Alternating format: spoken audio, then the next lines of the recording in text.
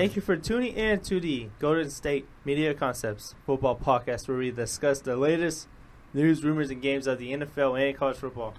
From the latest science issues, breakout stars, and all the news in between. As always, guys, I'm Jeremiah. My name is Ben. And I'm Anthony. We are back here on a Friday, a football Friday, leading you into the first round, the wild card weekend in the NFL. But it's not just about the games, guys. We have a ton of storylines. But first, we will preview the 4 games we have on schedule for tomorrow and Sunday.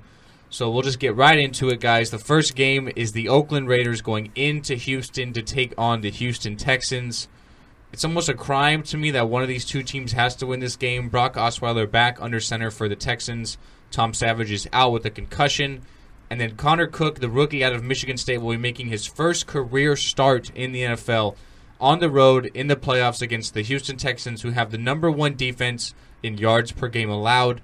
I'll give the Texans the edge kind of by default because they are at home, and because, as bad as this may sound, I have a little more faith in Brock Osweiler than Connor Cook. And I wouldn't have a problem with that because this is Connor Cook's first ever starts, and I believe that's one of the first times ever in the Super Bowl to ever have that happen, to have a rookie quarterback have his first start in the playoffs. And with Cook not having like any regular season experience, I think the last time we saw Connor Cook on a football field was a preseason game, and we all know preseason is a whole different. It's a little different than being on the field in the regular season. But when Connor Cook did enter the game, Week 17 against Denver, he did lead the Raiders to their only touchdown drive of the game. So I did see some good things from him there against a real good defense. But in a full football game, it's going to be tough for me to trust Connor Cook in a playoff game. And I am going to give the slight edge to the Texans as well because they're basically at home. They actually really have a good defense. No one talks about their defense. They have a very consistent running back, and they have a very good. They have DeAndre Hopkins there, even though he's nowhere to be found when Brock Osweiler plays. Anthony knows this. But for the fact that the Texans are playing this game at home, I'm going to have to give the edge to them. I'm going to have to give the edge to them. Yeah, no, I'll go with the Texans as well because we've kind of figured out that the Texans, while the quarterback situation isn't the best, the team around them, be it Jadeveon Clowney and whatever you want to talk about DeAndre Hopkins, he's a very talented player as well. The team around them is actually pretty good. With the Raiders, I mean, given that it's only been basically, like a game and a quarter, without Derek Carr, they're not the same kind of team, right? They basically relied on him a lot because, you have Amari Cooper, you have Michael Crabtree, you have Khalil Mack on defense, you have all those guys. He was the one that basically made them relevant, for the first time since 2002. So without him, you have not just a backup, but a third-string quarterback in Connor Cook, who might be good or might be terrible. We really have no idea. At least with Osweiler, we've seen flashes, right? We've seen flashes of, he can actually do stuff, and the fact that basically he got benched, and now he gets his chance to come back. Maybe now he's kind of like, okay, cool, I have to do more. I can't just be as bad as I was, because he's going to get his money, and that's fine. But now maybe this kind of lights a fire in him to say, okay, cool, you did that, you weren't that good, but you get a second chance. Okay, now go. And if he can be, 60% of what they hoped he would be, because he wasn't that this season, if he can be just a little bit better than he was last time, this team's actually not too bad. It's just because he was so bad, we think this team has no chance. But I do take the Texans in this game. Yeah, and I think this is going to be really close. Snooze fest, to be honest with you. Do you? I really think the first team to 20 wins this game. Real quick, guys, the spread is Houston -4. Do they cover? I say yes. Yeah, honestly, I think they will. Yeah, I think they will. Yeah. Yeah? Okay. Yeah. So moving on, the other game on Saturday, the Detroit Lions will go in to CenturyLink Field to take on the Seattle Seahawks at 10-5-1. Seattle coming in kind of on a good streak, won their last couple of games. And then the Lions, losers of their last 3, having lost to the Packers in Week 17 for the division crown.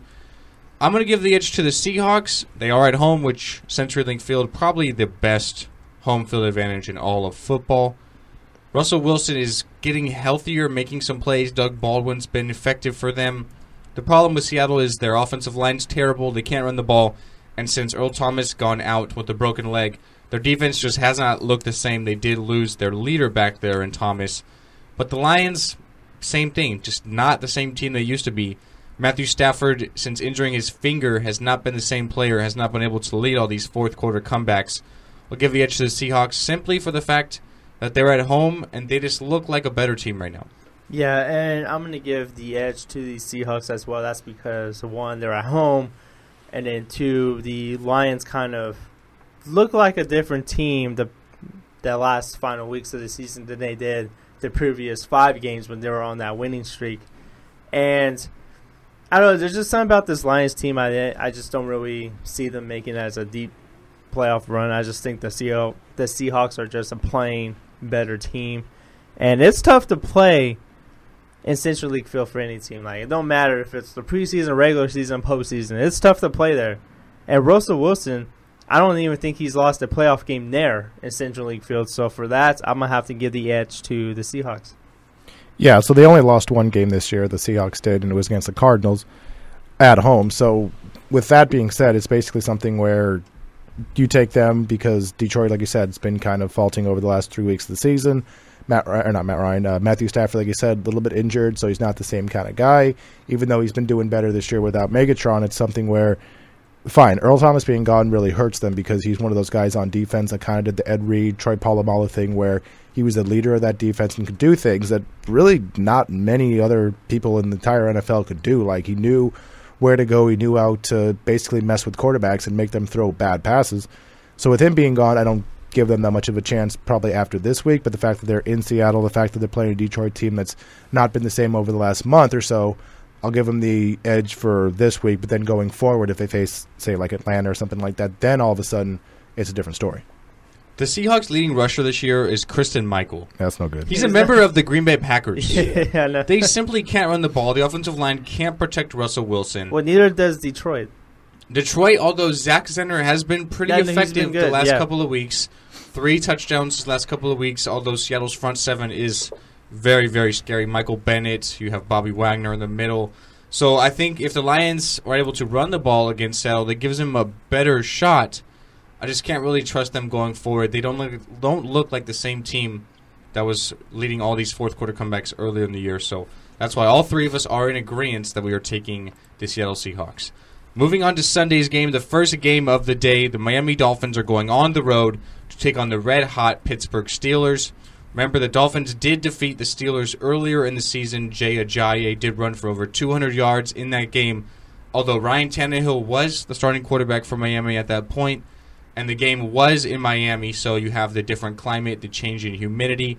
This game will be in Pittsburgh. It's going to be cold in the 20s, and Matt Moore will be starting, not Ryan Tannehill. So I'll give the edge to the Steelers. This is the first playoff game, so believe it or not, the first playoff game where we are going to see Ben Roethlisberger, Le'Veon Bell, and Antonio Brown all on the field at the same time. Like I said, kind of hard to believe, but always one of these guys has been injured, so all 3 of them could not be on the field at the same time. But that's not going to be the case. Their offense is red hot. They even defeated the Browns with their second-string roster last week. They're at home. Miami's not healthy. Jay Ajayi probably won't run for 200 yards, so I'll give the edge to Steelers.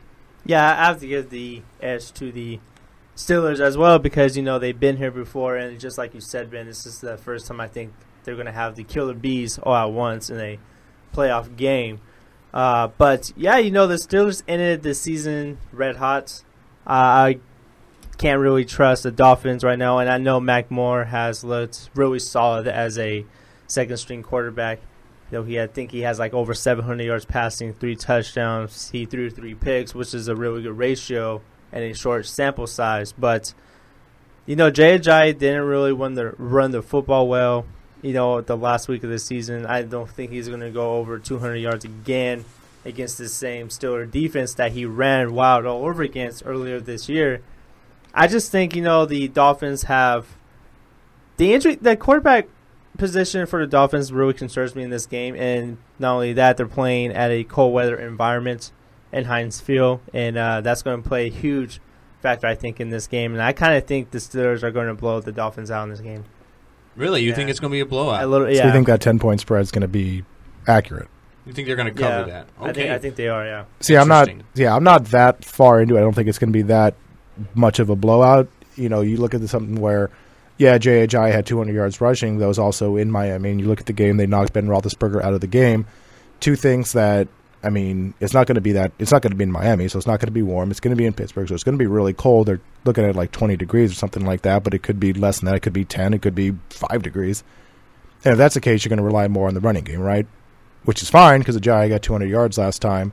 But the problem is last time you had Brian Tannehill as your quarterback, and he still had 250 yards in the game. So you can kind of go back and forth and do different things. You don't have to rely fully on one person. And with the backup quarterback now, with him being in the game, you're going to rely more on the running game. And the thing is, if you look at the Steelers over the last, call it 6 or 7 weeks of the season, outside of last week where they gave up a bunch of yards rushing to Isaiah Crowell in Cleveland, no one else played. Like you said, Brown, Bell, and Roethlisberger didn't play. Gave up 150 yards to them. Fine. But everything else, whether they're playing the Bills, whether they're playing the Bengals, whether they're playing the Giants, they never gave up 70 yards rushing as a unit all those weeks. So if you take that into account, the rushing defense has been a lot better, and the one thing that Miami has to rely on is actually the running game. It doesn't bode well for the Dolphins to basically win the game. I do think it'll be a close game, but if the one thing you're going to rely on is the one thing that we've seen the Steelers actually be good at over the last month and a half of the season, that doesn't bode well for the Dolphins. Yeah. And that's the reason why I kind of think this isn't really going to be close because, one, it is a cold weather game. Anthony and I said that, and they have to solely rely on Jay Ajayi. And if Ryan Tannehill was in this game, I kind of would have gave him a little more of a chance because I do like the chemistry Tannehill had with Jarvis Landry, the receivers there in Miami. But I'm gonna have to go heavy on the Steelers here. I'm with you guys. I do not think they will cover the spread. I think 10 is a lot to give up in a playoff game. So I wouldn't say a blowout, but I do think the Steelers will win comfortably. The last game of the day and arguably the best on paper. Everyone is looking forward to this game, myself included. The New York Giants are going into Lambeau Field to take on the red-hot Green Bay Packers, winners of 6 in a row. Remember, Eli Manning has 2 Super Bowls. Both times he has, in those Super Bowl runs, gone into Lambeau Field and defeated the Green Bay Packers in a playoff game. The Giants are also 5-0 in their last 5 road playoff games. Green Bay coming in red hot. Aaron Rodgers, arguably MVP season, 40 touchdowns, 7 interceptions. Since he said after the Washington game they were going to run the table, he's thrown for 18 touchdowns and 0 interceptions. Mentioned they're red hot. The Packers, can they knock off the Giants? And can Eli, yet again, make magic in the playoffs when he's looked kind of shaky this year? 26 touchdowns, 16 interceptions. I got a gut feeling, guys, and it's not a biased feeling because I am a Green Bay fan. You guys know that. Mm-hmm. It's not a biased feeling. I got to go with Aaron Rodgers and the Packers. I got to go with Aaron Rodgers. He's arguably the best quarterback in football and playing the best of anyone in the league right now. The defense is getting healthier. They have some great playmakers on offense. Jordy Nelson has really resurrected his season. Randall Cobb looks like he's going to be playing. He's practiced the last couple of days. He's got an ankle injury. How effective he'll be, we'll have to wait and see. Devontae Adams, a good physical threat in the red zone. And Ty Montgomery, although he does wear number 88, has added a different dimension to this running game that we haven't seen all year long. And obviously, since he's a wide receiver, he can catch some balls out the backfield. The Giants' defense is becoming elite. You have the secondary calling themselves the NYPD, so they're getting a little flashy there. You have the off-the-field antics of Odell Beckham and the receivers partying with Justin Bieber and Manziel in Miami without a shirt on. So there might be a little bit of a distraction there. I'm gonna go with Green Bay in a close game. Yeah, and I hear, and I can tell that you kind of hate that little event that happened there, but I don't think it'll be a distraction. But everyone's talking about it, and it's becoming a bigger issue than it needs to be. Exactly, and it's hilarious the way that the media has covered this thing, but I do like what I saw from the Packers to end the year. Ty Montgomery does add a different dimension to this offense, and the beginning of the season through before Ty Montgomery was emerged as the running back, the running game was missing, and we kind of really saw it. And they were struggling. I think they were under 500 at one point. They were 4-6, but with Aaron Rodgers, who I think deserves a MVP. Very deservingly MVP candidate. I can't go with the Green Bay Packers because you want to know why? You can't spell elite without Eli in the playoffs. And, Eli Manning is just a different quarterback in the playoffs. Every time Green Bay has a playoff game at home this time, there's only like two teams that really match up with Green Bay at home. That was the Giants, and then they made Colin Kaepernick look like a star when he was with the 49ers. So those are only two teams. But getting back to this game, the Giants, I've seen what Eli Manning has done in these two playoff runs, and I kind of think he's going to do it again. I do think whoever wins this game is going to go to the NFC Championship, and I think it's going to be the Giants. Interesting. So you're saying the winner of this game beats Dallas? No. I said the winner of this game will go to play Dallas. No, but if yeah, the winner of this game, unless the Seahawks lose to Detroit, they would be going to play Dallas for sure. So, Interesting. Anthony, go ahead. Okay, so I'm with you, Jeremiah. I think the Giants win. I'm on the side of basically, I think every now and then Eli Manning could just have some type of like horseshoe luck. It just doesn't make any sense. He has 2 Super Bowls when he probably shouldn't have them. And the 2 times that they've played the Packers in Lambeau in the playoffs, he's won. Now, the only 2 times that Eli's actually won a playoff games, both of those times he actually made it to the Super Bowl and won it. Every other time he's made it, he's lost in the first game he's played. So, I'm not saying they make it to the Super Bowl and win, but I am saying that I think with his defense, I think with the fact that it's in Lambeau, because as great as Aaron Rodgers has been, and God, he's been fantastic. I mean, he's honestly been probably the best player in the game. Like, you could talk about Matt Ryan or Tom Brady or Ezekiel Elliott, he's probably the best in the game. But the thing is, they're going to be in Lambeau Field. And Lambeau Field, at this time of year, super cold. Like, it's going to be, like we just talked about Pittsburgh. Pittsburgh's going to be like 20, 10, 5. Same thing for Green Bay, but less. It's going to be like negative. And the wind chill, it's going to be awful. Yeah, forecast is 14 degrees, but wind chill will obviously knock that down. That makes me feel cold. Right, exactly. So, and all the other games they played this year, right, where they've looked good, right? The last 2 games of the season, they played in Jacksonville and they played in Minnesota. Or sorry, that's the start of the season. At Detroit and Minnesota. Minnesota's in the Dome, and at Chicago. So they're going to go into Lambeau, and it's going to be freezing, and that doesn't exactly work for Aaron Rodgers, right? Not him exactly throwing the ball. That works more for the running game. And as you talked about, Ocho, he's the guy. Ocho, I like it. He's the guy he's the guy that's running the ball, and he's not a running back. No, he had a fantastic game a couple weeks ago, but to basically go to tell him, okay, look, against this, NYPD, which is probably should come with a better nickname for the New York pass defense, but to go against this Giants defense with a wide receiver playing running back, that's kind of dicey. And I understand that Rashad Jennings is the guy on the other side for the Giants. I just trust basically. I don't think Aaron Rodgers is going to be as on fire as he's been over the last 6-7 weeks of the season, and I think that the Giants end up winning the game. Yeah, and something you kind of touched on it, but this Giants secondary really matches up well with the Packers' offense, the receivers, and Aaron Rodgers. I think this is one of the few secondaries that can match up well with Aaron Rodgers. I think the one thing, honestly, that is getting overlooked is the importance of Jordy Nelson. This year, we've seen it. Everyone talks about how great Odell Beckham is, and obviously he is. I may not be the biggest fan of what he does off the field and how he sort of treats officials or the kicking nets, but on the field, there's no doubting how good of a player he is. 101 catches, 1,367 yards, and 10 scores. But you look at Jordy Nelson on the other side. 97 catches, 1,257 yards, and 14 scores. So he's got 4 less receptions than Beckham, 110 less yards, and 4 more touchdowns. He's arguably been just as good as Odell Beckham has this year. You throw that in there with Devontae Adams, who had 12 touchdowns and almost a little over 1,000 yards. Randall Cobb can maybe add some dimension in the slot game. Ty Montgomery, I'd probably give an edge over Rashad Jennings and Paul Perkins. So it's going to be interesting to see. To me, this game definitely comes down to the quarterback battle. Can Aaron Rodgers stay hot? And can Eli Manning sort of flip that playoff switch that he has a couple of times already and show that he is an elite quarterback and not the quarterback we've seen so far during this season? To me, that's where the game comes down to. We'll have to find out. We'll take our first break of the show. After that, we will be talking some college football news. We have a new head coach in Minnesota and yet another running back who is declared for the NFL Draft. Right after the break at the Golden State Media Concepts Football Podcast.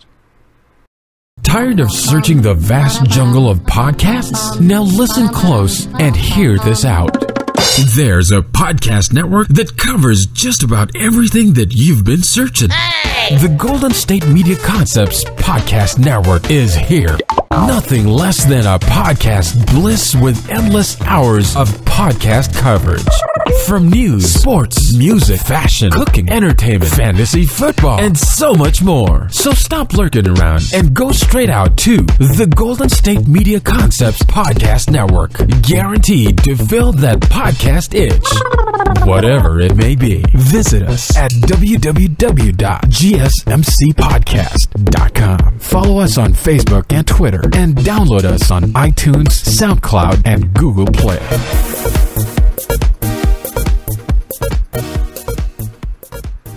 And welcome back. Okay, so we're going to start with P.J. Fleck accepting the head coaching position at Minnesota. He was previously at Western Michigan, and in the 4 years that he was there, basically, led the team to very much relevance. Like, he basically this year did Boise State, what they used to do, where they were always kind of in the top 10, top 15, and did all they could to get him into the national championship picture. But, with the way it was set up this year, they didn't really have too much of a shot. But now he goes, like I said, from Western Michigan to Minnesota, which Minnesota had kind of a rocky kind of season this year. They were a good, team as far as wins and losses go, but towards the end of the season, they had about 10 students who were accused of sexual assault, and you had the players on the team basically wanting to boycott at the end of the year.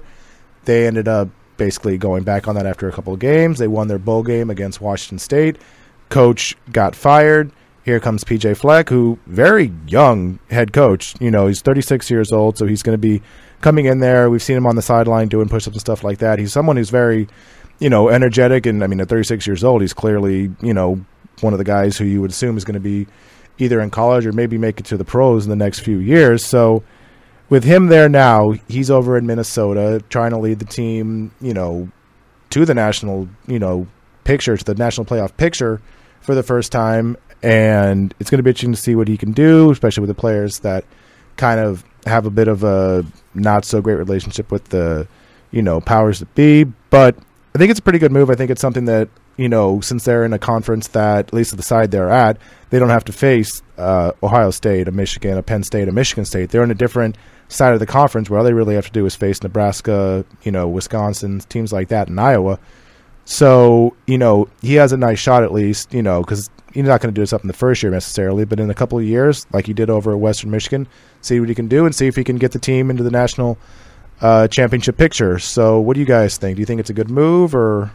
I think it's a good move for P.J. Fleck, right? Because he was dominating the MAC conference, and that's I'm not gonna say like that's an easy thing to do, but he constantly got that team better through his 4 years there. But I do like this for him, and I do think he's the one that can really reestablish the culture there, because that was something that the athletic director of Minnesota wanted to do. He wanted to establish a winning culture, an academic culture, and someone that embraces a culture, socially, does it really well. And I think he's walking to a good situation here. Not Washington, but Minnesota finished with a 9-4 record. I think that was their second best since they won 10 in 2003. So they haven't really had a lot of success lately. But they are in the Big Ten. They're in the weaker division. So for that, I do like that. I do think he can be successful.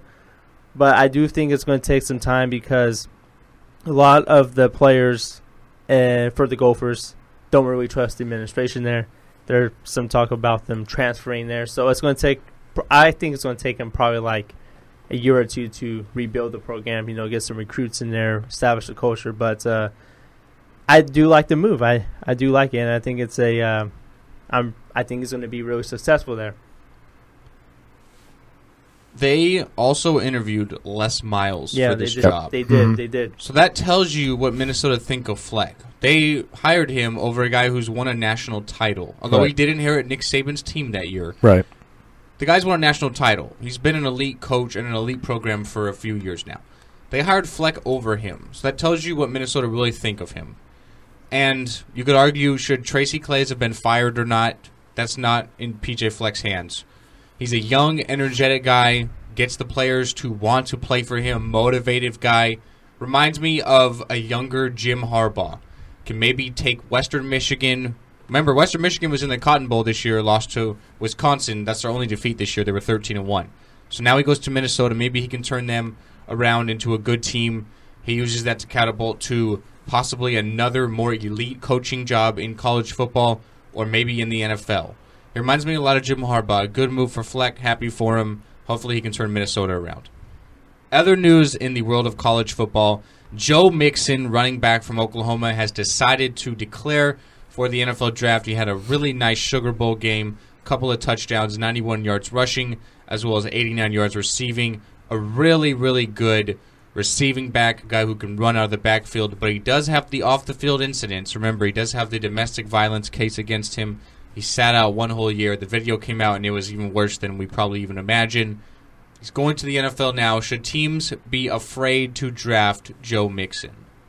Yes, there is a lot of character concerns about Joe Mixon, and it's pretty much their turn now to have questions about him. I do think there is some concern to Joe Mixon there, because when this incident occurred, he was a freshman, and it took, when the video came out, it looked a lot worse than we thought it would be, and the fact that it took so long for that to come out and all that, and the way this thing all came fruition, I do think there's some concern. And he's in a tough running back class too.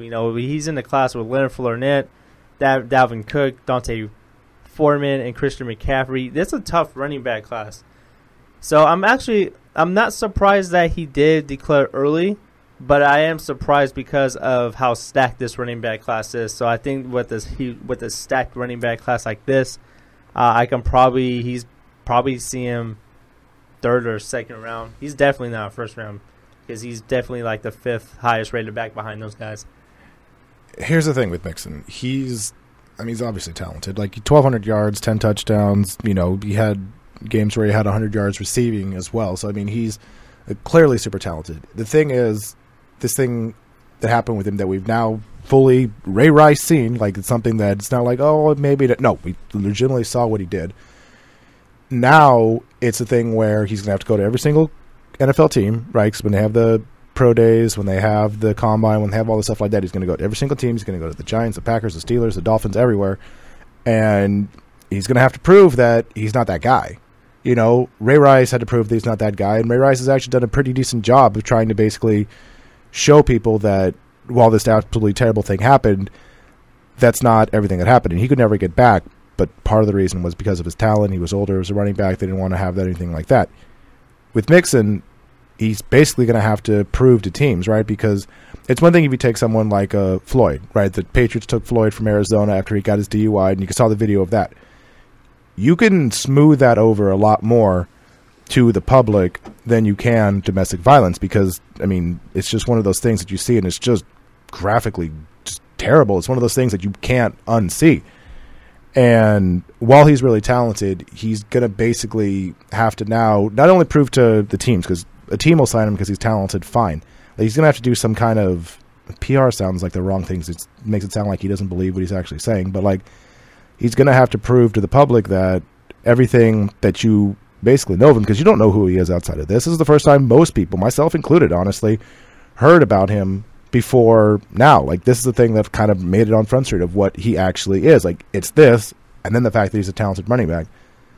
So that's not going to go away in a month. That's not going to go away in a year. That's not going to go away in 5 years, because, God, how long ago was Ray Rice? 3 or 4 years ago, and that's still the one thing we know about Ray Rice. It's going to be with his entire career. So his thing now going forward, fine, you're talented, cool, awesome, fantastic. His thing now is basically going to have to be proving to the public, proving to teams, proving to everybody that, he has some contrition about this. Because we saw with, what's his name? The defensive end who played for the Panthers and the Cowboys. Greg Hardy. Greg Hardy.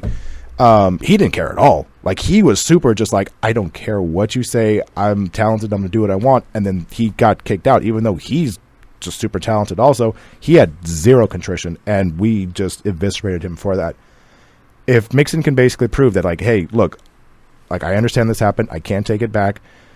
and basically try and get some sort of, empathy on the other end of it. Empathy is the wrong word, but just get some kind of thing on the other end, then I think he can start making it, to where this isn't something that's just basically going to, be something that every single time you talk about Mixon, this is the one thing. It's going to be there for the rest of his life, but he's going to have to try and smooth stuff over as he, goes to the combine and do all that kind of stuff. Yeah, and the thing about Mixon is that he's young, and his talent is still there, and he's probably running backs, they don't age well to 30 years old. But Sure. The thing with Ray Rice though, he did it when his career was kind of fading away. Right.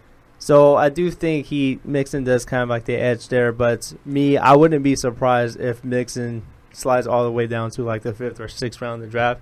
Because to me, he's a 2nd or 3rd round talent. But I wouldn't be surprised if he slides that far due to this incident. But yeah, I do think wherever he goes, I hope he goes to a good spot with a good locker room to, kind of groom him, right, so to speak. So Mixon is receiving a first-round grade according to the NFL Advisory Committee, so the talent's obviously there. This literally looks like a match made in heaven to me for a couple of teams. One of them, New England. You guys already mentioned it. They bring in Michael Floyd. Had a huge block last week on an Edelman touchdown. He caught a touchdown pass. I think next year he's going to be absolutely fantastic with Brady. They have brought in guys with off-the-field incidents before, sort of these guys who are not afraid to talk. Think about Chad Johnson. Right. Possibly a team like Oakland. Seemed like he'd be a fit there. Dallas is not afraid to pick up these guys who have off-the-field incidents as well. To me, New England would be the match made in heaven. He can fill that Danny Woodhead role, along with maybe a guy like Christian McCaffrey, and they would excel perfectly. Where he goes, we'll have to wait and see. He's going to get drafted. I think all of this depends on if he can develop into a great pro or not. None of us talked about Michael Vick's dog incident when he was playing in Philly and lighting it up. We talked about how good of a quarterback he was and how he's back.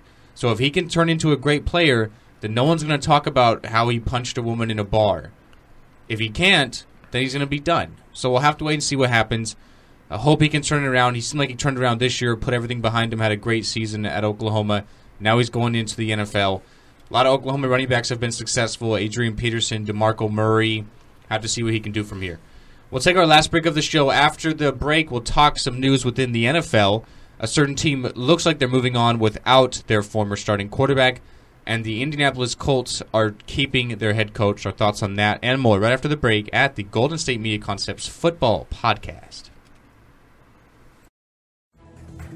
Want to find out what movies to go see? Then check out the GSMC Movie Podcast. It's your ticket to the latest movies, whether it's a new blockbuster event, romantic, comedy, or action flick. This show has got it all covered. They talk some what to go see now. Don't bother. What's hot on Netflix and everything in between. That's GSMCpodcast.com/movie-podcast. When it's all about the movies, it has to be this new show. Don't forget to like them on Facebook and follow them on Twitter. Visit GSMCpodcast.com for more info.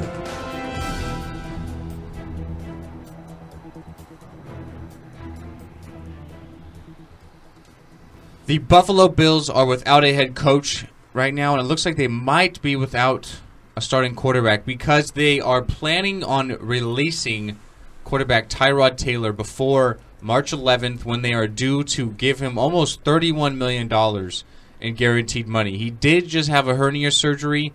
If he's unable to pass a physical before March 11th, then they will be unable to get rid of him.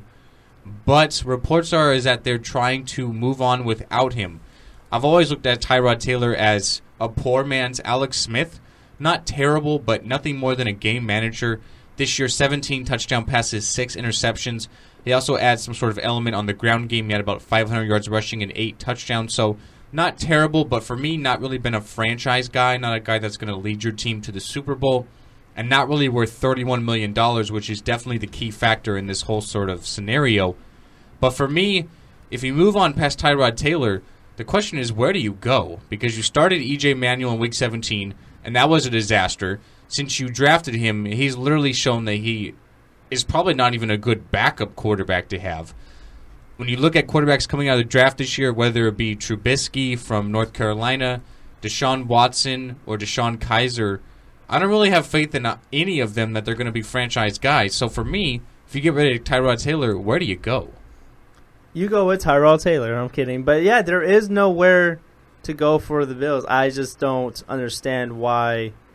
And I get that they don't see him as a franchise quarterback, and I do get that they don't see him. But if they don't move forward with him, where are they going to go? EJ Manuel and go like 5-11 again, 5-11. Yeah, there's just nowhere to go, and I do think they have to get a coach established first. Who I think the perfect coach for the Bills is Anthony Lynn, who is already there. I think he should pretty much be promoted.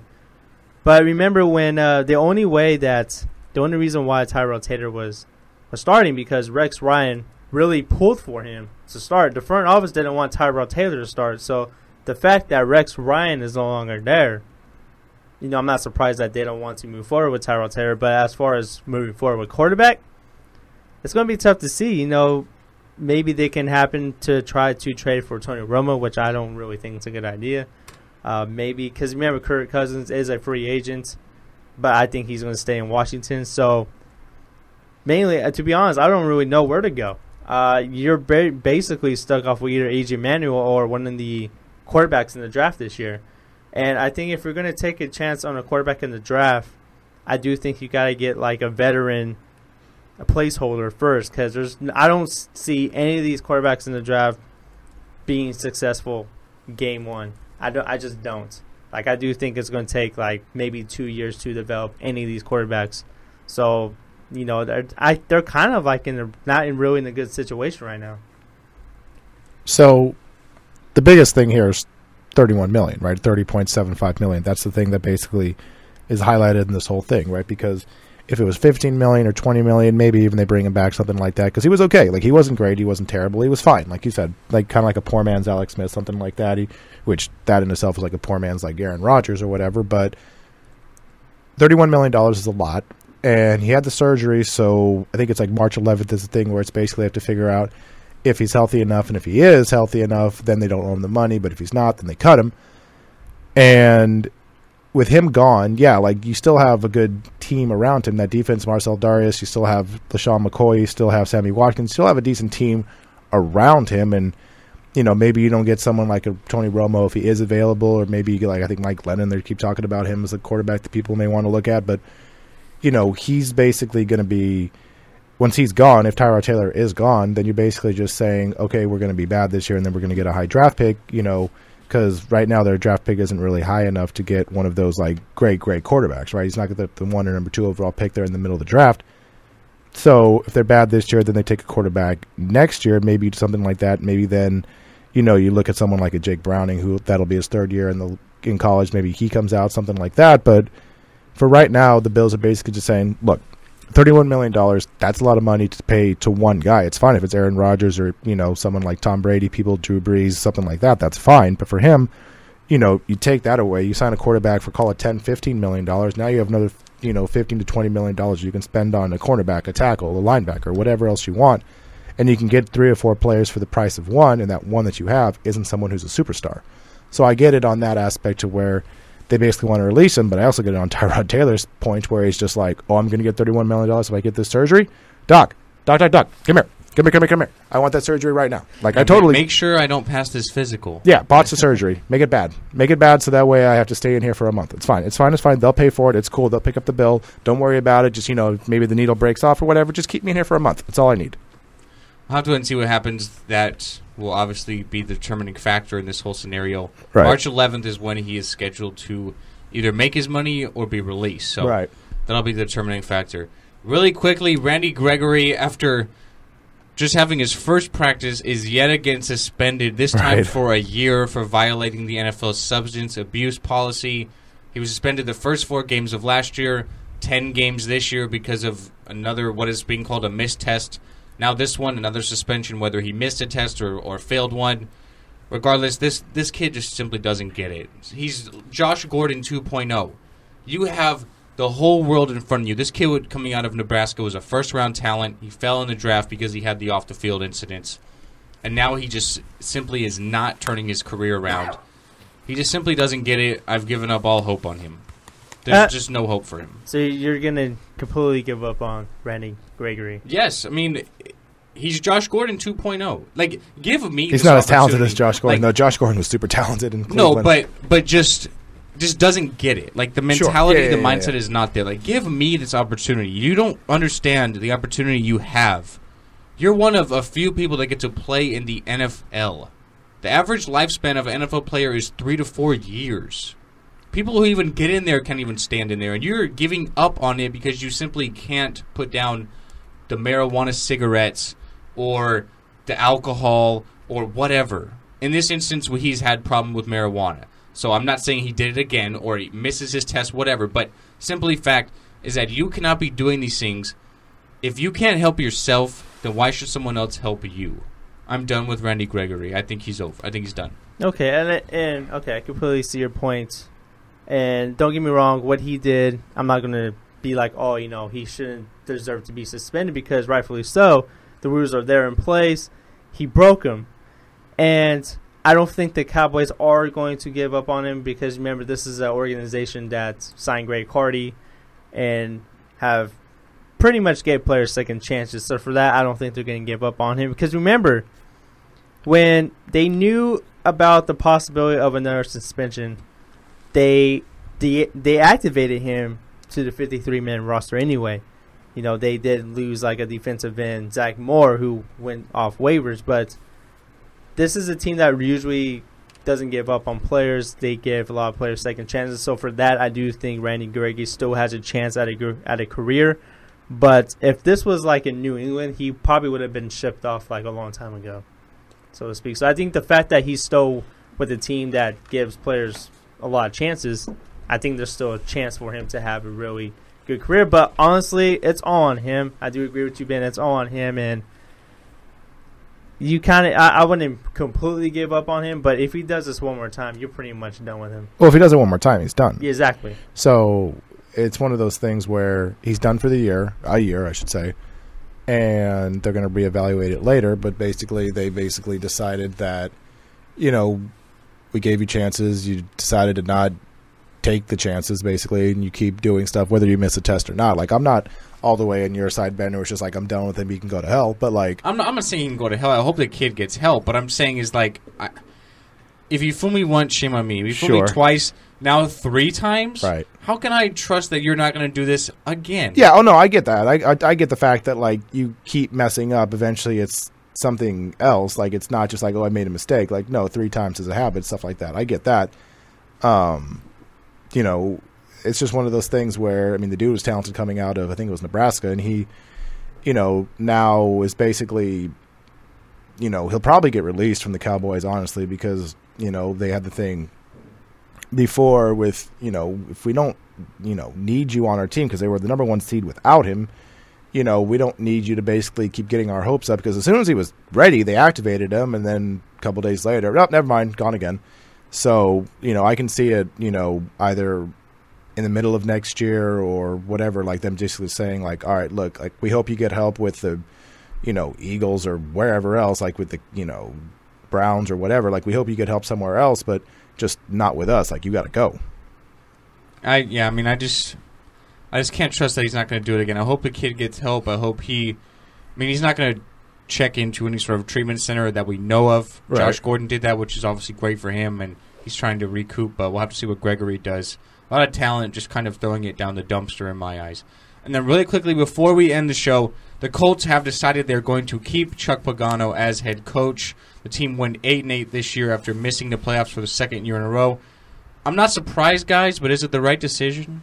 I mean, at this point, him and Grigson are kind of connected to the hip, and I blame Grigson more than I do Pagano. Pagano is basically like, okay, you give me Andrew Luck, you give me T.Y. Hilton, you give me 97-year-old Frank Gore. Like, what do you want from me? Like, the people on defense aren't good. Like, I'm doing all I can out here.